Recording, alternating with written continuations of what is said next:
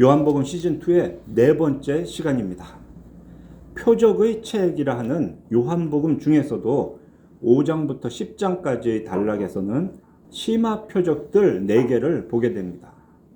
그중 대표적인 심화 표적이 오늘 본문의 배경이 되는 오병이어 사건입니다. 오병이어 사건의 핵심은 예수께서 주신 풍성한 음식이 아니었습니다. 5천 명이 배불리 먹고도 남았던 그 떡과 물고기는 단지 썩을 양식일 뿐이었습니다. 분명 예수께서 축사하시고 나눠주신 음식이지만 시간이 지나면 다시 배고파지는 것은 여느 음식과 다를 바가 없었습니다. 그렇게 전날 저녁에 오병이어를 배불리 먹은 그 사람들은 다음날 아침에도 예수님께 떡을 달라고 쫓아왔습니다. 오병이어 사건의 참 의미는 영생하도록 있는 양식인 예수 그리스도를 믿는 것이었습니다. 오늘 우리가 읽은 본문에서는 예수께서 자신을 생명의 떡이라고 하시죠. 예수님은 자신의 살과 피를 우리의 구원을 위해 내어주실 것을 말씀하셨습니다. 표적 다음에 주어지는 이와 같은 말씀을 통해서 예수님이 생명, 영생을 주시는 분이라는 사실을 알고 믿는 것이 중요합니다. 이 시간 말씀을 통해서 새 생명과 영생의 은혜를 주시는 예수 그리스도에 대한 믿음이 더욱 굳건해지시기를 간절히 바랍니다. 요한복음에 기록된 표적들은 가만히 보면 비슷한 구조를 가지고 있습니다. 먼저 예수님은 사람들에게 현실적으로 꼭 필요한 어떤 것을 풍성히 채워주시는 그런 표적을 보여주십니다. 그 표적을 통해서 예수님은 그런 현실적인 문제보다 더 중요한 것, 우리의 온전한 구원을 위해 오신 그리스도이심을 계시해 주십니다. 하나님의 택하심을 받은 사람들은 그 표적을 통해서 예수님이 하나님의 아들 그리스도이심을 믿게 됩니다. 그리고 그 이름을 힘입어 생명을 얻게 됩니다. 이 구조를 요약하면 이렇습니다. 표적, 계시, 믿음. 오병이어까지 나왔던 4개의 표적을 이러한 구조로 제가 다시 정리를 해보겠습니다. 첫째, 가나 혼인잔치에서 물을 포도주로 만든 표적이 있었죠. 예수님은 혼인잔치의 기쁨을 위해 필수적인 포도주가 떨어진 상황을 해결해 주셨습니다. 이 표적은 풍성한 잔치라는 언약의 성취와 또 예수님이 참된 신랑 되심을 계시해 주었습니다. 이 일을 통해 우리는 어린 양의 혼인잔치의 청함을 받아 풍성한 천국 복을 누리는 그런 언약의 성취를 믿게 됩니다. 두 번째 표적, 왕의 신하의 아들의 병을 고쳐주신 표적입니다. 병들어 죽게 된 아들 앞에서 아무것도 할 수 없었던 아버지의 요청에 예수님은 말씀으로 아들을 회복시켜 주셨습니다. 이 표적은 예수님이 새 창조의 주님이시라는 사실을 계시해 주었습니다. 이 일을 통해 우리는 예수 그리스도 안에서 새로운 피조물로 거듭날 것을 믿게 됩니다. 셋째, 38년 된 병자를 고쳐주신 표적이 있었죠. 몸의 회복을 위해서 아무 일도 할 수 없었던 그 오래된 병자를 예수님은 말씀으로 고쳐주셨습니다. 이 표적은 그 다음 이어지는 안식일 논쟁을 통해서 예수님이 하나님의 아들이시고 하나님께서 쉬지 않고 하시던 그 일, 구원과 심판의 권세가 자신에게 있음을 계시해 주셨습니다. 이 일을 통해 우리는 예수께서 구원주이시며 심판주이심을 믿게 됩니다. 이렇게 앞선 3개의 표적에서 표적, 계시, 믿음의 구조를 확인해 봤습니다. 그 다음에 기록된 이 4번째 표적이 바로 오병이어 사건입니다. 모든 사람은 음식을 먹어야 삽니다. 예수께서 베풀어 주신 오병이어의 표적은 사람의 가장 기본적인 필요라 할 수 있는 그 배고픔을 채워주시는 예수님의 능력을 보여주었습니다. 그런데 이 표적을 보이신 참된 의미는 예수께서 자신이 영생하도록 있는 양식이며 생명의 떡이라는 사실을 계시해 주시는 겁니다. 그와 같은 계시의 말씀을 이제 좀 더 자세히 보겠는데요. 크게 세 단락으로 구성이 되어 있습니다.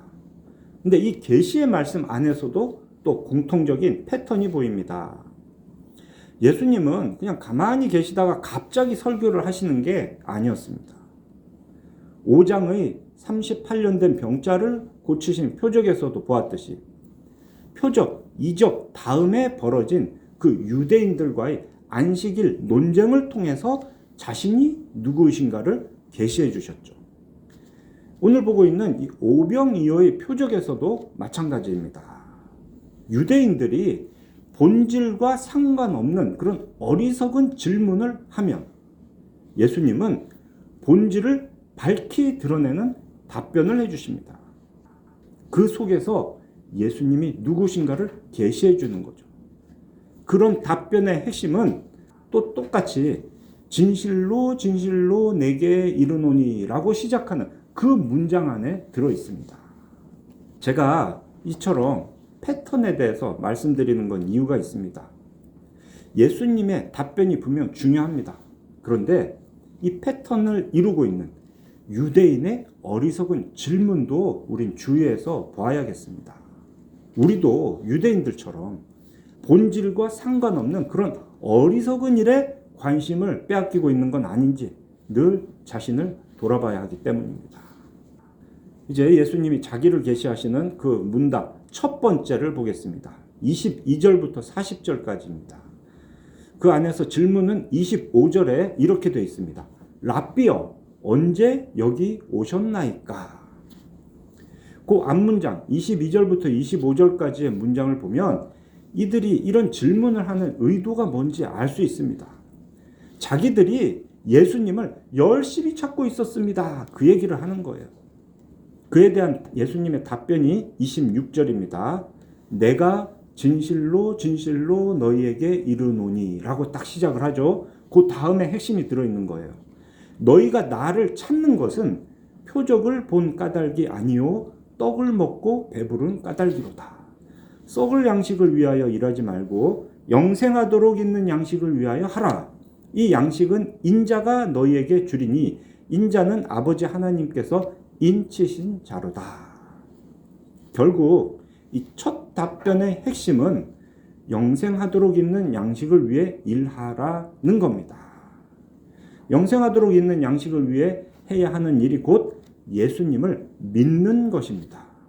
29절 하나님께서 보내신 이를 믿는 것이 하나님의 일이니라. 이 부분에 대해서는 제가 5년 전 시즌 1에서 설교를 했었습니다. 그 설교문을 참고하시면 좋겠습니다. 이제 두 번째 문답을 봅시다. 41절부터 51절까지입니다. 이게 오늘 우리가 읽은 본문의 앞부분인데요. 이 단락의 계기가 되는 어리석은 질문이 무엇입니까? 자기가 하늘에서 내려온 떡이라 하는 그 예수님께 대해서 유대인들이 이렇게 말을 합니다. 42절 이는 요셉의 아들 예수가 아니냐? 그 부모를 우리가 아는데 자기가 지금 어찌하여 하늘에서 내려왔다 하느냐? 이 질문의 의도가 뭔지 아시겠습니까? 야, 예수 네 아버지 요셉인 거 우리가 다 알아. 네가 요셉과 마리아에게서 온 사람인 거 우리가 안단 말이야. 그런데 하늘에서 내려왔다니 무슨 말도 안 되는 소리를 하고 있느냐? 이렇게 질문을 하는 겁니다. 그에 대한 예수님의 답변은 47절부터 시작되죠. 또 진실로 진실로 너희에게 이르노니 라는 그런 문장으로 시작을 합니다. 믿는 자는 영생을 가졌나니 내가 곧 생명의 떡이니라. 그렇게 이어져서 마지막 51절 보세요. 나는 하늘에서 내려온 살아있는 떡이다 라고까지 하십니다. 네가 네 부모 요셉에게서 온 사람 아니야? 아니다. 나는 하늘에서 내려온 사람이다. 그런 얘기를 하시는 거죠. 자, 마지막 세 번째 문답은 52절부터 59절입니다. 이 단락의 계기가 되는 어리석은 질문은 또 무엇인가 봐야 되겠죠. 유대인들이 서로 다투어 이르되 이 사람이 어찌 능히 자기 살을 우리에게 주어 먹게 하겠느냐. 그리고 그에 대한 예수님의 대답은 역시 진실로 진실로 내게 이르노니를 찾으면 됩니다. 53절이죠. 내가 진실로 진실로 너희에게 이르노니 인자의 살을 먹지 아니하고 인자의 피를 마시지 아니하면 너희 속에 생명이 없느니라. 여기도 그 앞단락과 똑같이 생명의 떡에 대한 가르침이 반복이 됩니다. 자, 이런 식으로 쭉 정리해 놓고 보면 이 세 질문에 대한 예수님의 답변은 똑같은 것처럼 보입니다. 내가 영생하도록 있는 양식이다. 내가 생명의 떡이다. 이렇게 같은 말씀을 반복하는 것처럼 보이죠. 내용은 맞습니다. 반복이 됩니다. 그렇지만 세부적인 면에서 보면 차이가 있습니다. 첫 답변에서는 하나님 아버지의 뜻이 강조가 되었습니다. 아버지께서 내게 주시는 자는 다 내게로 올 것이다 하고 내가 하는 일은 모두 아버지의 뜻을 행하려 하는 것이다. 39절 나를 보내신 이의 뜻이 어떻다. 40절 내 아버지의 뜻은 어떻다. 이런 식으로 하나님 아버지의 뜻이 중요합니다. 예수님도 그 아버지의 뜻에 순종하십니다. 이제 둘째 답변 보세요. 둘째 답변에서는 예수님께서 그 하나님 아버지의 아들이라는 점이 강조가 됩니다. 그도 그럴 것이 이 유대인들의 그 어리석은 질문 자체가 아버지에 대한 문제를 건드리는 거였잖아요. 유대인들은 예수님의 아버지가 자기가 아는 그 목수 요셉인 줄 알고 있었습니다. 그런데 예수님의 진짜 아버지는 하나님이십니다. 예수님은 말씀이 육신이 되어 우리 가운데 오신 하나님의 아들이십니다.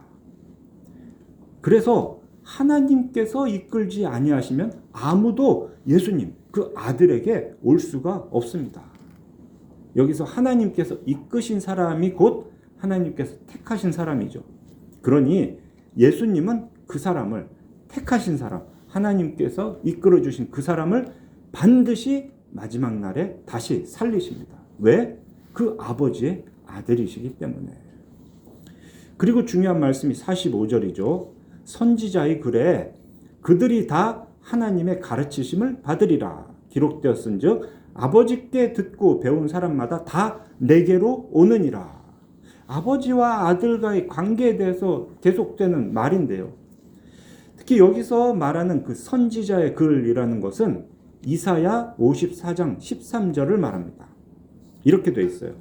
네 모든 자녀는 여호와의 교훈을 받을 것이니 네 자녀에게는 큰 평안이 있을 것이며. 이사야서에서는 네 모든 자녀는 여호와의 교훈을 받을 것이다 했는데 그런 구약의 말씀을 지금 사도 요한은 그들이 다 하나님의 가르치심을 받을 것이라고 인용을 했습니다. 이것은 새 언약을 말하는 그런 표현입니다. 새 언약에 대한 구체적인 기록은 예레미야 31장 34절에서 볼 수 있죠. 그들이 다시는 각기 이웃과 형제를 가리켜 이르기를 너는 여호와를 알라 하지 아니하리니 이는 작은 자로부터 큰 자까지 다 나를 여호와를 알기 때문이다. 내가 그들의 악행을 사하고 다시는 그 죄를 기억하지 아니하리라. 그때가 온다는 게 새 언약입니다. 에스겔 36장 27절에서도 이렇게 말씀합니다. 또 내 영을 너희 속에 두어 너희로 내 율례를 행하게 하리니 너희가 내 규례를 지켜 행할지라. 하나님의 규례와 그 가치를 의미를 알게 되니 사람들이 그 규례를 지켜 행하게 된다는 겁니다. 요엘 2장 28절에서도 이런 표현이 있습니다. 그 후에 내가 내 영을 만민에게 부어주리니 너희 자녀들이 장래일을 말하며 너희 늙은이는 꿈을 꾸며 너희 젊은이는 이상을 볼 것이며. 어떤 때가 되면 하나님의 백성은 다 하나님을 알게 됩니다. 그때가 되면 하나님의 율법을 알고 지켜 행하게 된다고 합니다. 그때가 되면 너희 자녀들은 장래일을 말할 것이고 너희 늙은이는 꿈을 꾸며 너희 젊은이는 이상을 볼 것이라 하셨다. 드디어 그 때가 된 겁니다. 우리는 하나님의 아들이신 예수 그리스도를 통해서 아버지를 알 수가 있습니다. 아버지의 뜻을 알고 그 아버지의 뜻이 담긴 율법을 깨달아 지켜 행하게 됩니다. 이 모든 사실은 철저하게 구약 성경에 기록된 그 메시아에 대한 예언 그리고 새 언약의 성취입니다. 요한복음 5장 39절에서 이렇게 말씀하셨죠. 너희가 성경에서 영생을 얻는 줄 생각하고 성경을 연구하거니와 이 성경이 곧 내게 대하여 증언하는 것이니라. 만약 누군가가 구약 성경을 제대로 연구했다면, 어떤 사람이 하나님의 언약을 정말 믿었다면, 지금 자기들 눈앞에서 예수께서 하시는 일을 보고 예수께서 선포하시는 그 말씀을 들을 때, 아, 이분이 메시아 그리스도이시구나 라고 알아야 되는 겁니다. 진리이신 예수님을 만나면 지난날의 잘못에서 돌이켜야 합니다. 전에 잘못 알고 있었던 것을 버리고 새로운 진리를 받아들여야 합니다. 그런데 예수님께 질문하고 그 예수님의 답을 듣고 있는 유대인들은 그렇게 하지 않았습니다. 이것이 모든 죄인의 공통된 본성입니다. 자기가 안다라고 생각하는 것, 그게 세상에서 가장 옳습니다. 자기가 아는 것으로 세상의 모든 가치를 다 판단합니다. 그런 사람이 가장 어리석은 사람입니다. 자기가 틀렸다는 것을 인식하지 못하는 사람이 가장 불행한 사람입니다. 다시 본문으로 돌아가서 두 번째 답변의 핵심을 다시 보겠습니다. 47절 진실로 진실로 내게 이르노니, 그 다음 문장이 핵심이라 했죠. 믿는 자는 영생을 가졌나니 내가 곧 생명의 떡이라. 그러면서 유대인들의 조상들이 먹었다고 자랑하는 만나에 대한 말씀을 예수님이 하십니다. 광야에서 만나를 먹었던 그들도 결국에는 죽었습니다. 그런 만나와 달리 예수님은 하늘에서 내려온 생명의 떡입니다. 이 떡을 먹는 사람은 결코 죽지 않습니다. 그래서 생명의 떡인 거죠. 그리고 또 둘째 답변의 마지막 51절도 보세요. 나는 하늘에서 내려온 살아있는 떡이라 하십니다. 예수님은 죄로 죽을 사람에게 생명을 주십니다. 그 예수님은 자신이 살아있는 떡입니다. 생명을 주시는 떡이며 동시에 살아있는 떡이시기 때문에 예수님은 생명의 떡이십니다. 자, 이제 마지막 세 번째 문답을 봅시다. 52절. 이 사람이 어찌 능히 자기 살을 우리에게 주어 먹게 하겠느냐라는 유대인의 질문에 대한 예수님의 대답입니다. 그 대답의 핵심은 역시 내가 진실로 진실로 너희에게 이르노니 라고 시작하는 53절 이후인 거죠. 인자의 살을 먹지 아니하고 인자의 피를 마시지 아니하면 너희 속에 생명이 없느니라. 내 살을 먹고 내 피를 마시는 자는 영생을 가졌고 마지막 날에 내가 그를 다시 살리리니 라고 하십니다. 앞에서 보았던 그 두 번째 문답과 내용상으로는 다를 바가 없어 보입니다. 그런데 형식상으로는 좀 중요한 차이가 있습니다. 41절부터 51절의 그 두 번째 답변은 진리이신 예수님에 대해서 일반적인 서술을 하는 문장입니다. 예수님을 믿는 자는 영생을 가졌다. 이렇게 그냥 말을 하는 거죠. 그에 비해서 52절부터 58절에 있는 그 세 번째 답변은 진리이신 예수님에 대한 말씀을 조건문의 형태로 아주 강하게 표현하고 있습니다. 간단히 말하면 이런 거예요. 예수님을 먹지 않으면 생명이 없고 예수님을 먹으면 영생을 가졌다. 그러면서 질문에 대한 답으로 살과 피를 먹고 마시는 일에 대한 말씀이 계속 이어지는 겁니다. 내 살을 먹고 내 피를 마시는 자는 내 안에 거하고 나도 그의 안에 거하나니 내가 아버지로 말미암아 사는 것 같이 나를 먹는 그 사람도 나로 말미암아 살리라. 그리고 마지막 58절. 이것은 하늘에서 내려온 떡이니 조상들이 먹고도 죽은 그것과 같지 아니하여 이 떡을 먹은 자는 영원히 살리라. 이렇게 예수님은 계속해서 자신의 살을 먹고 피를 마시라는 말씀을 하십니다. 그렇다고 해서 제자들이 진짜 예수님의 살을 뜯어먹고 그 피를 마신 건 아닙니다. 또 이 말씀은 성찬식을 제정하는 것도 아닙니다. 성찬식은 우리가 잘 알듯이 1호부터 거의 1년 정도 지난 다음에 예수님이 잡히시기 전날 마지막 6월절 식사를 하실 때 그때 정하신 성예입니다. 다만 모든 일이 다 이루어진 오늘날의 시점에서 이제 성경을 읽어보면 이 말씀을 성찬식과 연관해서 생각해 볼 수 있겠다 싶죠. 분명 이 안에는 성찬식의 의미가 암시되고 있습니다. 자, 그렇다면 과연 당시의 시점에서 아직 예수님이 잡히시려면 한참 시간이 남아있는 그 당시의 시점에서 예수님의 살을 먹고 피를 마시라는 말씀은 무슨 의미일까요? 간단히 말하면 예수님을 믿으라는 겁니다. 앞에서 보았던 29절. 하나님께서 보내신 일을 믿는 것이 하나님의 일이라 했죠. 또 35절에서는 예수님께 오는 자를 말했고요. 또 40절에서는 아들을 보고 믿는 자마다 영생을 얻는 것이 아버지의 뜻이라고 했습니다. 보고 믿는 것. 그리고 45절 보면 아버지께 듣고 배운 사람을 말하고 있습니다. 이런 말씀들을 근거로 해서 우리는 믿음에 대해서 이렇게 정의합니다. 우리를 구원하는 믿음은 하나님에 대한 지식을 갖고 그 지식에 동의하며 그 하나님을 신뢰하여 의지하는 것. 지식, 동의, 의지. 이걸 더 간단하게 보면은 하이델베르그 요리문답에서는 두 가지로 말합니다. 바른 지식을 가지고 온전히 의지하는 것. 지식과 의지. 이렇게 믿는 것이 예수님을 먹는 것인 겁니다. 예수님을 그렇게 믿는 사람이 영생을 얻게 됩니다. 믿음으로 영생을 얻게 된다. 이 말씀을 우리가 지금 보고 있는데요. 이때 우리가 또 꼭 기억해야 되는 한 말씀이 있습니다. 앞서 보았던 요한복음 3장 14절.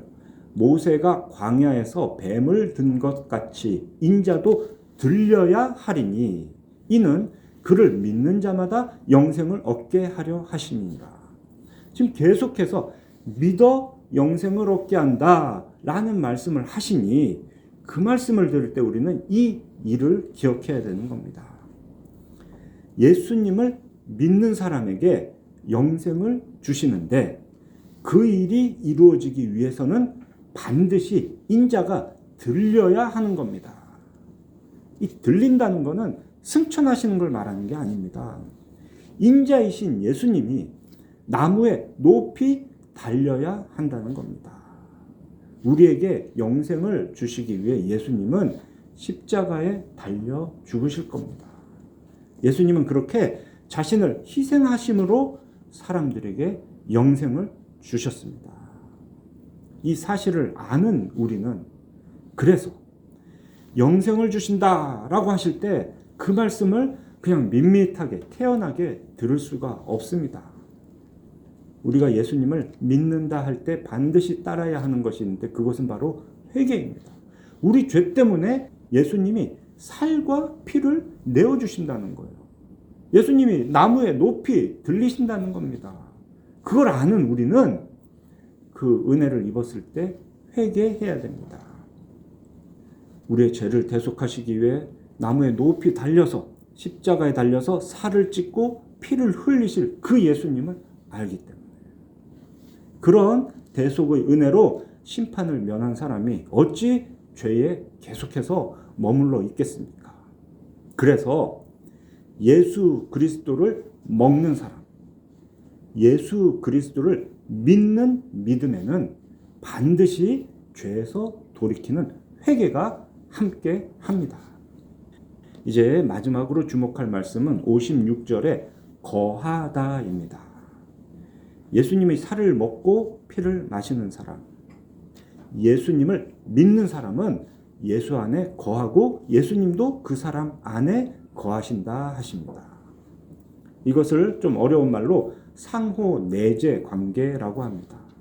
이것이 믿음의 마지막 완전한 연합의 상태를 말합니다. 이런 표현은 요한복음 15장 포도나무의 비유에서도 나타납니다. 15장 4절 내 안에 거하라 나도 너희 안에 거하리라. 가지가 포도나무에 붙어 있지 아니하면 스스로 열매를 맺을 수 없음 같이 너희도 내 안에 있지 아니하면 그리하리라. 예수님을 믿는 성도, 예수님을 먹고 마시는 성도는 예수님과 상호 내재 관계를 맺게 됩니다. 이것은 성부와 성자의 그 상호 내재 관계를 본받는 것입니다. 14장에 가면은 아버지를 보여달라는 빌립의 요청에 예수님이 이렇게 말씀하십니다. 14장 10절 내가 아버지 안에 거하고 아버지는 내 안에 계신 것을 네가 믿지 아니하느냐. 내가 너희에게 이르는 말은 스스로 하는 것이 아니라 아버지께서 내 안에 계셔서 그의 일을 하시는 것이라. 아버지와 아들이 친밀한 연합을 이루신 것처럼 성도는 믿음으로 그리스도와 연합을 하게 됩니다. 이처럼 이 네 번째 표적인 오병이어 사건도 표적, 계시, 믿음의 구조를 아주 잘 보여주고 있습니다. 사랑하는 우리 필그림교회 성도 여러분, 영생하도록 있는 양식, 생명의 떡으로 하늘에서 오신 예수님을 믿으시기 바랍니다. 공예배 중에 행해지는 설교를 듣고 성찬에 참여하며 기도함으로 그 생명의 떡이신 예수님을 먹고 마십시다. 그렇게 말씀을 듣고 말씀을 보고 예수님의 이름에 의지해서 아버지께 기도할 때 우리는 예수님 안에 거하게 됩니다. 그때 예수님도 우리 안에 거하셔서 우리의 믿음을 강하게 성장시켜 주십니다. 이미 시작된 하나님의 나라에서 우리의 길을 인도하시고 우리를 보호해 주십니다. 물론 아직 그 하나님의 나라가 완성되지는 않았기 때문에 이 세상을 사는 우리는 여전히 배가 고프고 목이 마릅니다. 몸과 마음이 아플 수도 있습니다. 그러나 우리가 그렇게 예수님 안에 거할 때 예수님도 우리 안에 거하십니다. 생명의 떡이신 예수님은 그 찢으신 몸으로 줄인 우리의 영혼을 풍성히 채워주십니다. 흘리신 그 피로 영적인 우리의 목마름을 온전히 해결시켜 주십니다.